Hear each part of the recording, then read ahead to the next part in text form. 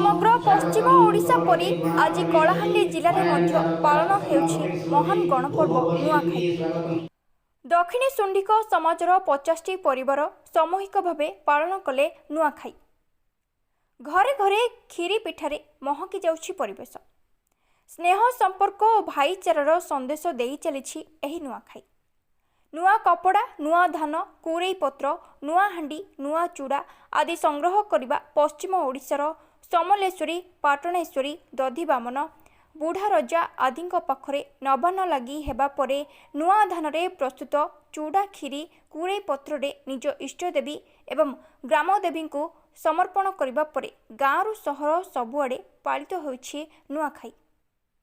केउ केउ स्थान रे परिवार मध्यरे नुआखाई पालित होइथिला तो केउठी सामूहिक भावे जाति वर्ण धर्म निर्विशेष रे समस्ते गाँववासी मध्य नुआखाइबा देखिबाकु मिलिथिला।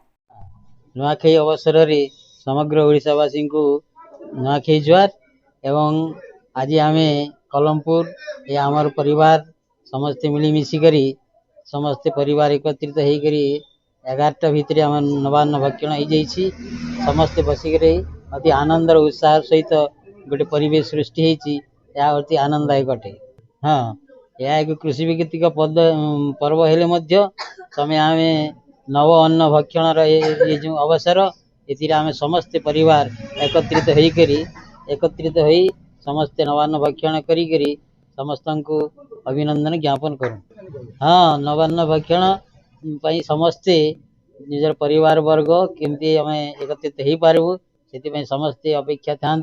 आज ही से अवसर आसी। पश्चिम ओडिशार गणपर्व नुआखाई उपलक्षे आमे कलमपुर माँ ठाकुराणी इष्टदेवी पूजा अर्चना पर दक्षिण सुंडी सांस्कृतिक महासंघर समस्त सभ्य सभ्या कलमपुर ग्रामर समस्ते एकत्रित होई आमे नवान्न भक्षण कार्यक्रम विगत 4-5 वर्ष हेलानी करि आसुछु एवं एई समाज तरफरु आमे समस्त को ओडिशावासी कलाहांडीवासी समस्त को नुआखाई जुआर एवं समस्त सुखमय हो मंगलमय हो यहाँ आम समाज तरफ समस्त को कामना करुँ।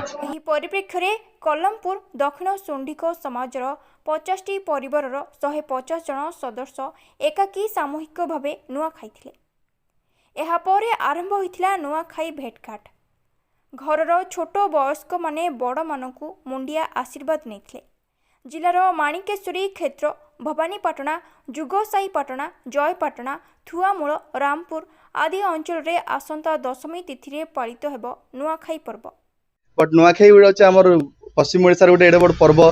सब वर्ष आम समस्त मिलमिशिकिना नुआखाईसु तो ये पर्व के आम अवश्य भाव में अपेक्षा करतीसु केबे आसवा पर्व बोलिकिना। आ नुआखाई टाइम रे समस्त आम एकजुट होइकिना भाई भौणी जेते सब आम बाहर पढ़ुथिसन सभे आयसन गोटे संगे बसिकिना आम नुआखाईसु। बहुत खुशी मजार समय इटा आमर जेहेतु यहाँ पश्चिम ओडिशा गोटे गणपर्व है। आम ये पर्व समस्ते कृषक मान के हला आमर कल्चर ऊपर के हला आमर पश्चिम ओडिशा सब कल्चर है कृषक मन के ट्रिब्यूट करिकिना आम रिचुअल्स के नहीं ये पर्वटा मना होचे। तो यहाँ आम बहुत धूमधाम रे बहुत उत्साह भाव में मिलमिशिकिना आम जेहेतु पालन करसु आई पर्व की निश्चित भाव में पूरा अपेक्षा करकिना थिसु आ बहुत खुशी उल्लास रे मनासु। नुआखाई जुआर आम समस्ते यही नुआखाई वर्षक तमाम जगे अपेक्षा रही था। नुआखाई आगु प्रथम तो आम घर द्वार सब सफा सुतरा करूँ एवं समस्त लुगापटा कर।